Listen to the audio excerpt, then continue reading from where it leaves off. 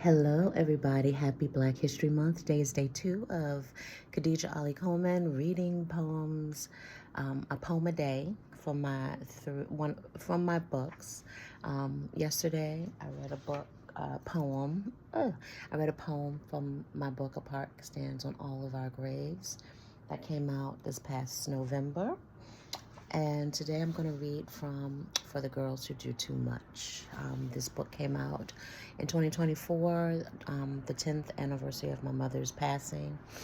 And it includes different sections.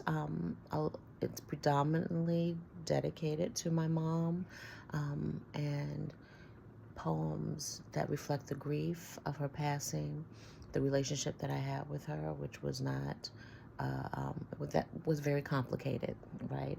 As the Facebook setting says, complicated relationship.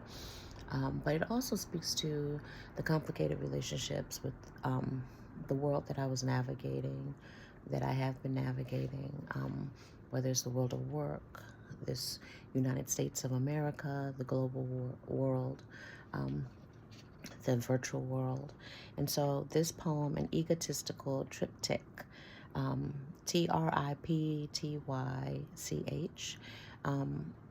In visual art, a triptych is a 3-paneled visual art piece where it's 3 different panels of a scene that tell one story. And it is pretty much the same when you think of it in literary art and poetry in particular. So I will name the 3 panels of this poem, 1, 2, 3, but they all are telling a story.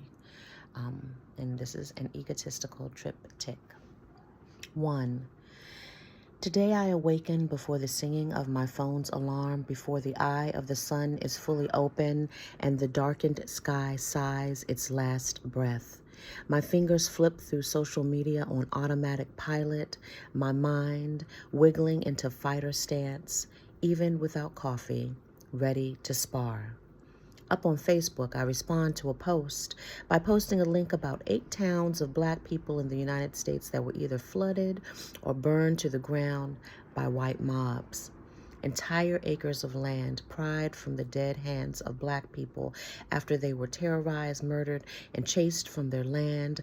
My commentary explains how white supremacy is a mental illness that cannibalizes its young, feeds itself to the starving and soulless, diagnosing itself normalizing inhumanity, often called racism incorrectly, as the charlatan religion of reverse racism grows legs and runs for president, blaming Black people for their own oppression.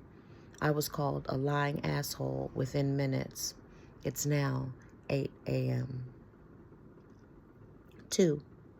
About 6 years ago, I was voted to be a board member of an organization born from the philosophy of social justice theory, an organization I will not name that spent a day debating whether to have a conference in a 99.1% white populated European country. I made up that percent. I don't know how white it is. I just think of blonde people when I think of this country, instead of the U.S., where the organization started and attracts most of its participants. A place I can't afford to travel to, a place half the board said they can't travel to, a place that does not know dead Black bodies and streets, Sandra Bland's sleepy eyes, Black children pushed through pipes to prison. I said this to the group. They whitewashed my response and handed it back to me. I was new. I didn't have institutional knowledge, I suppose. I stepped down from the board after 7 days. 3. I have a business where I attract paid gigs, where people think the work I do is done by a man. So I let them think that way so I can eat. My ego hates me. And that was Egotistical Triptych by Khadijah Ali-Coleman. That's me from my book, For the Girls Who Do Too Much. Thank you so much for listening. I will have another poem tomorrow. Happy Black History Month, everybody. Love you. Bye.